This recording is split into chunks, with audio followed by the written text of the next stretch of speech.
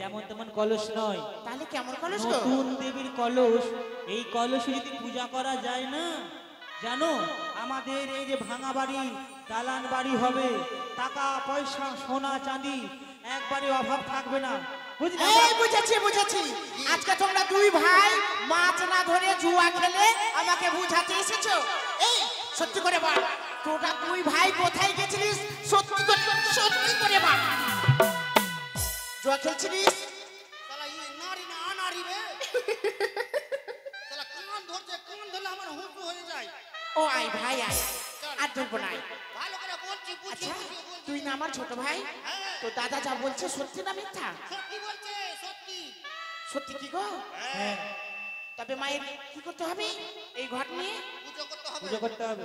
ও পুজো করতে হবে? হ্যাঁ। তবে চলো চলো।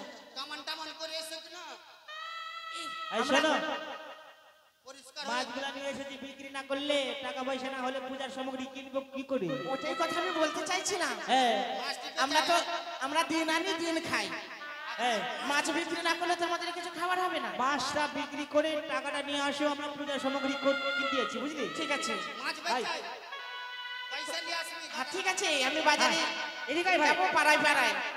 ওগো মায়েরা মাসিরা, আমরা দিন আনি দিন খাই, তাই মাছ যদি বিক্রি না করি তাহলে আমরা এই নতুন দেবীর যে আবির্ভূত হয়েছে, তাহলে সেই দেবীর আমরা পুজো করতে পারবো না। তাই মায়েরা আপনাদের কাছে সকলের কাছে যাব, সবাই আমার মাছ নেবে। ও কেউ মাছ নেবে গো বহু বেটিরা, আমার স্বামী মাছ ধরেছে ট্যাংরা পয়রা। তোমরা মাছ নেবে গো বহু বেটিরা, আমার স্বামী